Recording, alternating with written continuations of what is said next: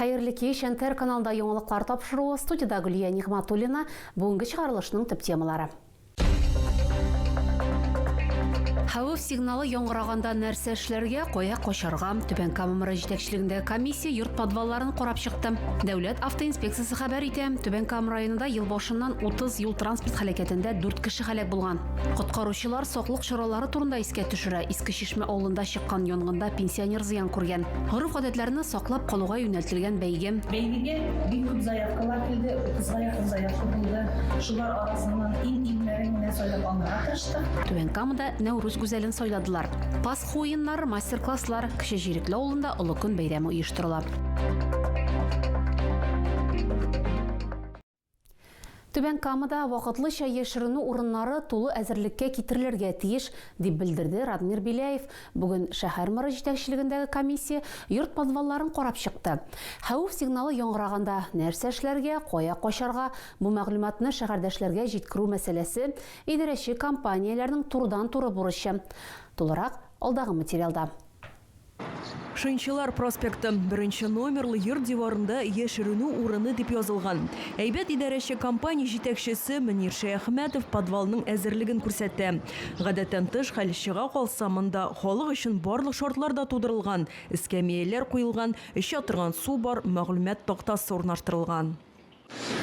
Стулья, вода есть, аптечка есть.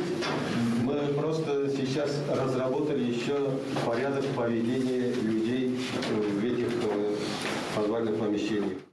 Шәһәрдә подваллары вакытлыча яшеренү өчен яраксыз дип саналган йортлар да бар. Табиев урамындагы кебек, алар сыйну өчен төзелмәгән. Радмир Биляев белдергәнчә, хәзер юл карталары эшләнә. Куркыныч янаганда шәһәрдәшләр кая яшеренеп була икәнен белергә тиеш дип белдерде Түбән Кама мэры. У нас есть укрытие в торговых объектах. Уяулык һәр кайда, сәүдә үзәкләрендә, җир асты паркингларында, торак йортларда булырга тиеш. Хәзер аларның әзерлеген карыйбыз. Балалар бакчаларына, мәктәпләргә, хастаханәләргә аерым игътибар бирелә. Бу юнәлештә тиешле регламент буенча эшлибез, ди Радмир Биляев. Тикшерү нәтиҗәләре буенча ачыкланган җитешсезлекләрне бетерү буенча чаралар күреләчәк. Гади, әмма кирәкле саклану кагыйдәләрен һәр кемгә белү зарур. Бәлки аның кирәге дә чыкмас, әмма зыяны да тимәс, дип өстәде Радмир Биляев.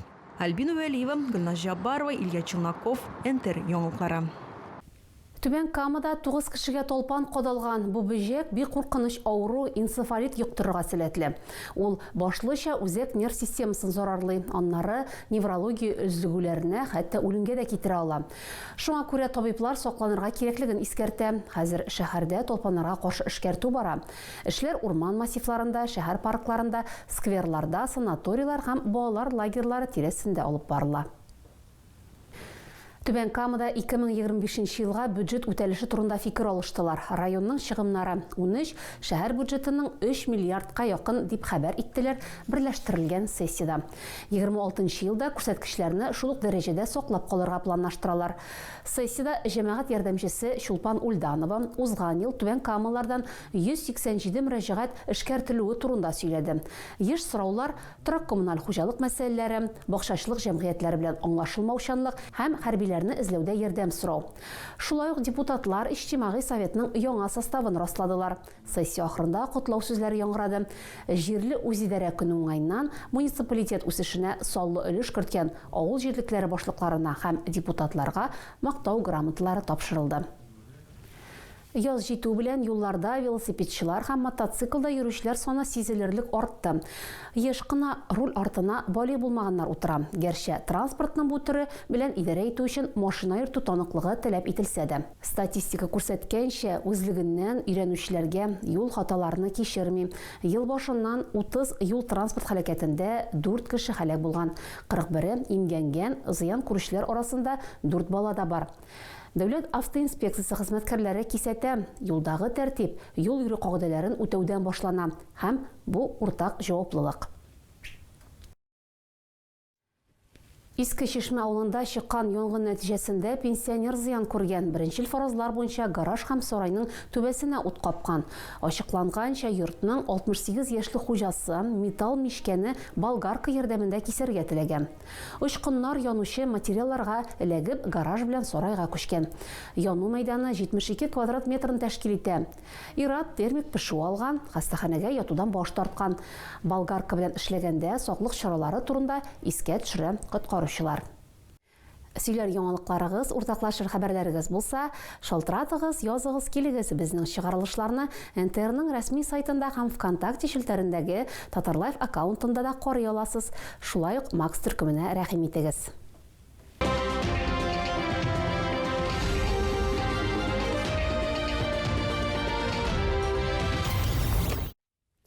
Түбән Камада кечкенәләр арасында Нәүрүз гүзәлен ачыкладылар. Төбәк Карабәйге 15-нче балалар бакчасында Сөенеч театр белән берлектә быел 4-нче тапкыр үткәрелә. Оештыручылар белдерүенчә, катнашучыларның саны гына түгел, географиясе дә арта. Быел Түбән Кама, Ярчаллы, Алабуга шәһәрләреннән, шулай Кукмара, Чистай, Орча, Мизелә, Сарман районнарыннан 4-5 яшьлек 23 кыз көч сынаша. 13 катнашучы финалга чыгып, үзләренең сәләтләре, гаилә йолалары белән таныштырдылар. Кечкенә йолдызчыкларның чыгышларын бергәләп карыйк. Инделәдән килдем бәйгегә, барчабызга уңыш теләп, сезгә бераздан Сәхнәгә бер-бер артлы кечкенә йолдызчыклар чыгалар. Жюри әгъзаларына яз гөле милли киемнәрен тәкъдим итәләр, сәләтләрен күрсәтәләр. Гореф-гадәтләрне саклауга юнәлтелгән бәйгедә балалар бакчасы яшендәге кызлар катнаша. Мин шәһәр кызы булсам да, үтәчәем авылда. Менә тагын озын яллар, бүгеннән каникулда. Камилә Нуриевга 7 яшь. Нәүрүз гүзәле конкурсында катнашыр өчен Ярчаллы шәһәреннән килгән. Иң зур терәге гаиләсе. Бу бәйгенең финалына узуыбызга шиксез шатбыз. Менә бүген Камиләнең образларының берсе, ул шәһәрдән авылга кайткан татар кызы образында шигырь сөйләячәк.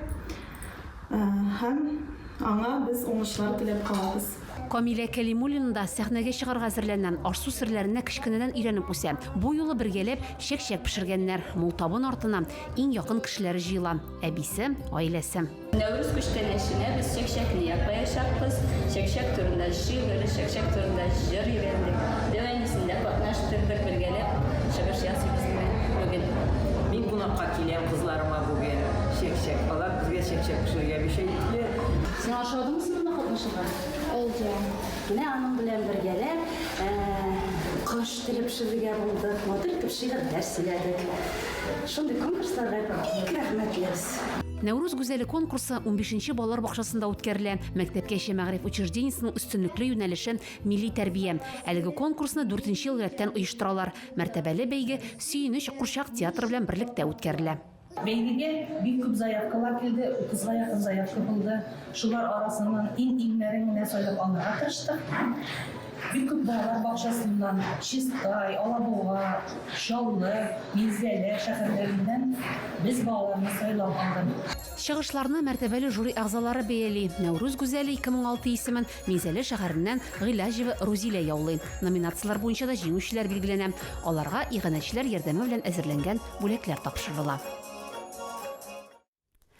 Керәшен җәмгыяте Түбән Камаларны Пасха олы көн бәйрәменә чакыра. Оештыручылар кунаклар өчен мастер-класслар, Пасха уеннары, сыйлар һәм керәшен ансамбльләре катнашында концерт әзерләгәннәр. Бәйрәм көндезге 11-дә башлана, уздыру урыны мәдәният йорты тирәсе. Кече Җирекле авылына шәһәрдәшләр автобуста бушлай бара алачак. Ул көндезге 10-да Халыклар дуслыгы йорты янындагы мәйданчыктан кузгала, дип хәбәр итә администрациянең матбугат хезмәте. Әгәр сезгә яңалык ошаса, яисә күрми калсагыз, безнең тапшыру кич 11-дә һәм иртәнге сәгать 6-да кабатлап күрсәтелә. Алда сезне һава торышы турында мәгълүмат көтә. Бүгенгә менә шулар. Хәерле кичләр сезгә.